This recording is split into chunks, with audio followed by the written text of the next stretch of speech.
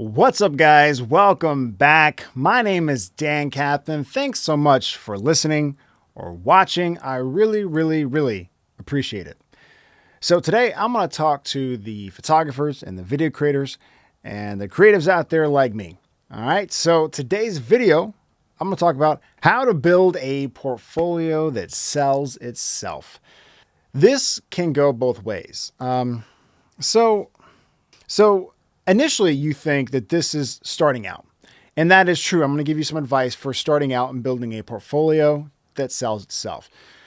But also there is something to people who have done this for a long time and need to also continue to innovate and build their portfolio. I could be giving this advice to myself because there's a lot of things that I see out there that I'm not doing. I haven't tried. And, even though you have clients, you have a full-time creative business and say you've done this for a long time, like me, I've done this for about 15 years. However, there's old stuff in my portfolio that I just can't use anymore.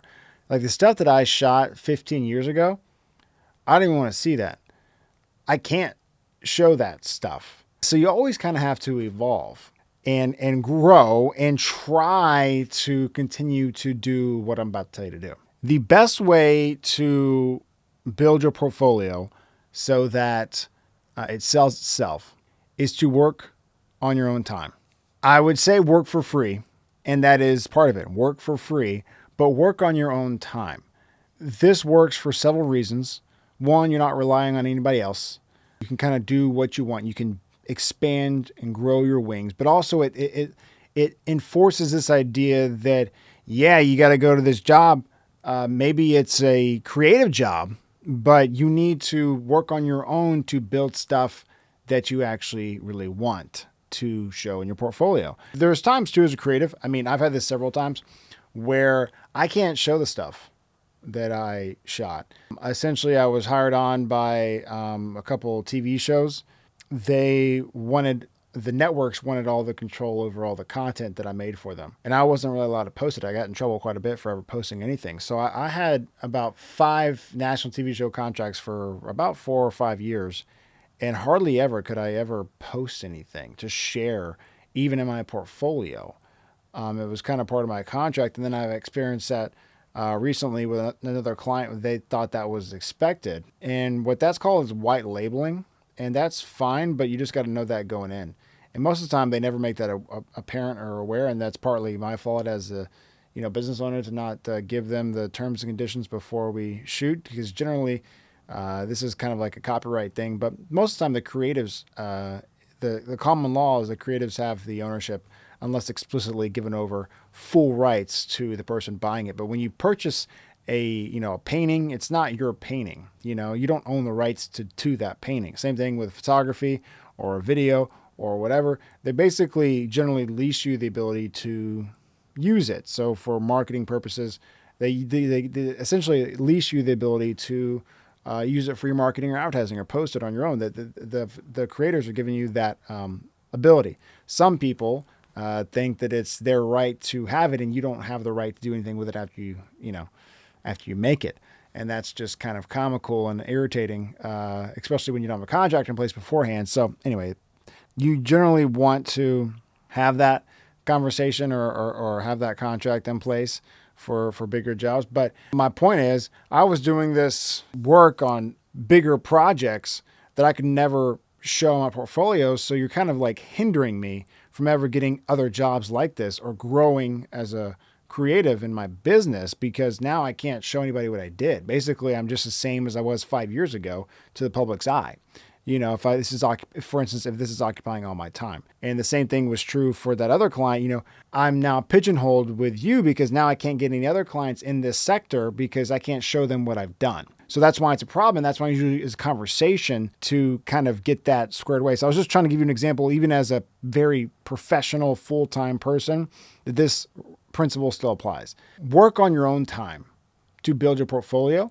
Work for free. So if you want clients, ideally, this is actually a great way to get business. It's worked almost every time I've ever done it, is if you want to a certain client, go do that work for free. Don't think you're above it. You're not. Like so many times I hear, including myself, I've said it before in many, many years ago, that I don't, you'll hear a lot from people who aren't really in it, like, or people who don't do it full time, like, oh man, you shouldn't work for free. Oh, you're worth more than that. Know your worth. And it's like, well, they don't understand.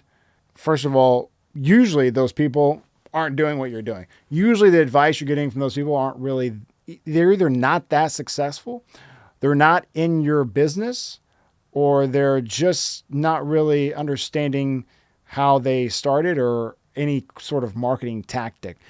That's really what it is if you're doing work for free. It's not necessarily free, it's a marketing tactic.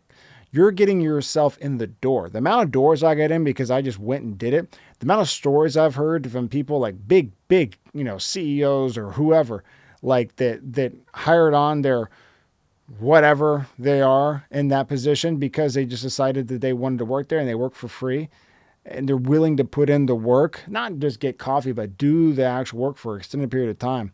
That's really shows some stuff. So if you're like a video creator or photographer and you want to get more work, find the sector that you want to get into. Say you want to get into hospitality. You want to shoot, restaurants and bars and do work for them, or breweries, or say you want to go into like the hotel space or whatever. Go in and offer your services for free.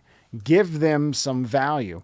And then also you're going to get that in your portfolio to be able to show to other people within that sector. That's why it's so important to do this intelligently. Be smart about it. Because if you do like, say you get some family photos, but you never want to do family photos, you're just wasting your time. You're doing those for free.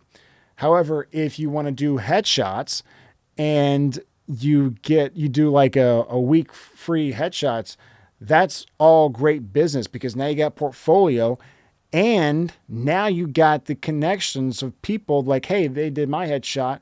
And now you kind of got the ball rolling, you get the foot in the door. So not only does it help your portfolio, but it helps you get in the door with these businesses. So pick your sectors that you want and go offer that work for free. Or, say you want to get into the product space, you want to shoot products or you want to do something like that, then start shooting products and stuff on your own. You've seen these videos, make those like cool, behind the scenes and then reveal videos. And that's great for content. That's also great for your portfolio. And that gets you in the doors to potentially people that you never even spoke to before, like get you noticed, get you like opportunities. Like, hey, have you ever done a cologne commercial before? Yeah, I did it in my, bedroom, but you don't know that. But you know what I mean? Like it's just right there because I've already done it. I think that people get caught up in like, oh, well, I'll never be able to shoot a model. Well, you can go shoot somebody. You know what I mean? I'll never get, a big, huge like commercial. Well, you can take a bottle of cologne and go do a photo shoot with it and then show the results and then put that in your portfolio. That's a photo that you shot. Show the behind the scenes. That's content.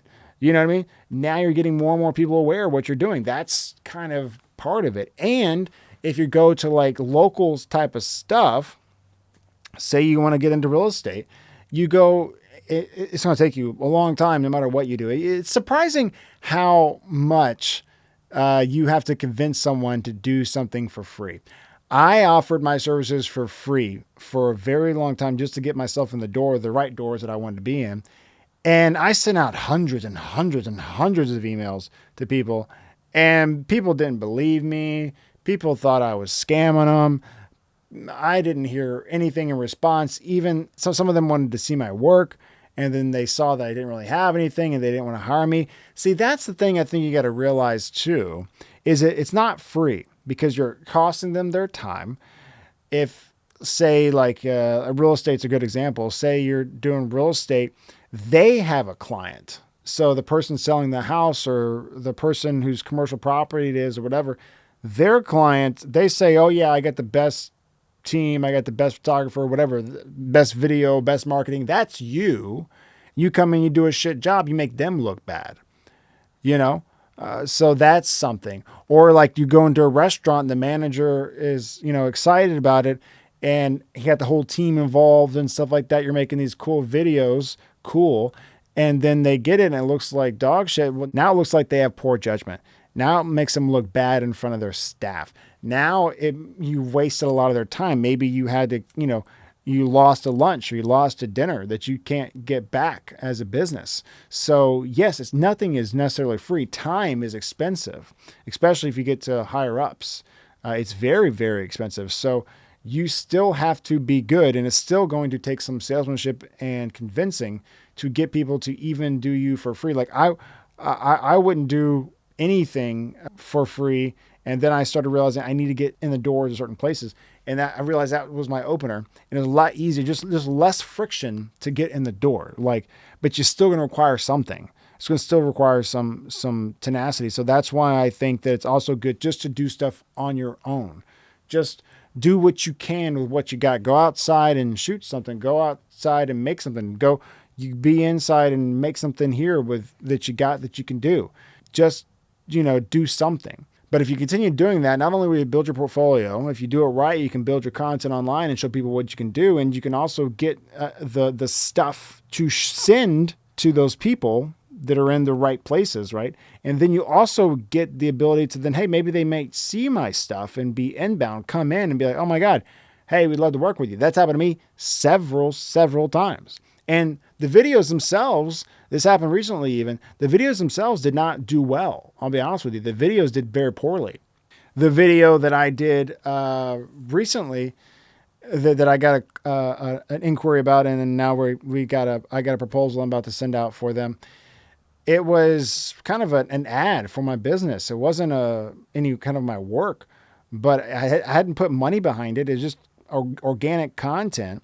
It had like 23 likes and 2 shares and 2 comments, very small. It was on Instagram, and somehow they saw it and they found it and they messaged me and, we got a follower from it and we had a quick conversation. Next thing we know, we're on, a discovery call talking about what they need for their business. And now I'm about to send out a proposal to them to potentially be a partner with their company and my company for, the foreseeable future. So that's just from organic content. Also, I'll give you another example real quick. I still got to hear this myself because, I'm kind of merging my content and everything isn't going exactly great right now for the content because the algorithm doesn't understand what I'm doing. Neither do I sometimes, but we're putting it out there. We're doing it. Early on, like 2016, 2015, around then, I made a YouTube video that got 2 views, not 200, not 2,000, 2 views.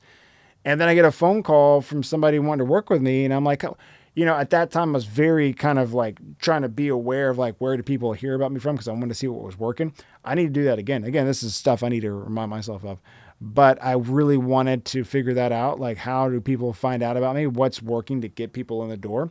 And he said, I saw a YouTube video of yours. I'm like, you saw a YouTube video?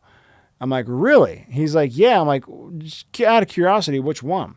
He's like, the one I think is pretty recent. You just did that. I think it was like this date or whatever. I looked back and he told me it was that video. The 2 views of that YouTube video, one of those views became a client. So that's how great it can be as when this is what it's called, content marketing. So for any business, not just photographers or videographers, but for any business, that's literally what I sell. Kathman Creative is the content marketing, the online ads, the making the photos and videos to help, get that awareness out and help people know, like, and trust you, and to help people know about what you do. And then, essentially just get to that word of mouth. But it all happens from online, which is pretty crazy, so it's huge advantage. And this will sell itself if you continue to do it right. So if you want certain clients, go after them and just do work for free or do work on your own and build that portfolio, build that content, build those avenues. Those doors will open. If you have some extreme value, instead of saying, hey, pay me money, you give and then you get. So you go out there and you give something. Here's what I got to give. What do you got to give? You got to give your services. You got to give your ability, your skills and talents. Give it away, because then you will receive. Eventually. Don't expect it, but eventually you will. Maybe not with this person, but with someone like them. If you do it strategically, you do it correctly, You want restaurants? Go after restaurants. Don't expect that person to pay you. Be great if they did, and it might turn into it. I'm doing one on, I still do it. I still do it. I still, I'm doing one on Monday. I want to try to build that relationship. And I think that, after they see what we can do for them and it got them in the door, we got the conversation going, we've had the meetings. Now we're going to go do a shoot. I'm doing it for free, but I'm not selling videos. I'm selling a retainer package for them to do it all the time. So do that first one for free. They see how great it is. Hey, do you want this kind of stuff all the time? Great. Well, then here's some options for you. And that's probably going to turn into a client. So I still do it. It still works. It's still very compelling and also cuts the friction down. So yes, do everything you can. Even if you've done it for a long time, try it again now. And if you're just starting out, that's the game. Go out there and do anything you can to build that portfolio, to build your content, to open those doors, and to have the professional life that you've always wanted. It is in your hands, and you can absolutely do it. I think that's probably one of the biggest tickets to having a successful creative business. Hopefully this helped you. The few that are watching or listening, I really do appreciate it. Photographers, video creators, business owners out there, really apply this to yourself and see how much this will really help you. Also, it'll make you really happy too, because you'll be like, oh my God, look at the cool stuff that I can do. You're going to challenge yourself. I challenge you to better your portfolio, to better those relationships, to try, even if you have a full-time business right now, you want to get into that new sector. The reason I'm doing it, because it's a new sector. I don't have anything to show, and I never done anything like that before, but I do want more retainer clients. I do want more partners that I can, do business with. So I'm going to do what I can to get in the door. And that's part of it. That's it. It has a high success rate. It just costs more up front. So if you're willing to put in the work up front, then you can reap the rewards on the back. Thank you so much for listening or watching. I really do appreciate it. Hopefully this helped you. My name's Dan Kathman, and I will see you on the next one.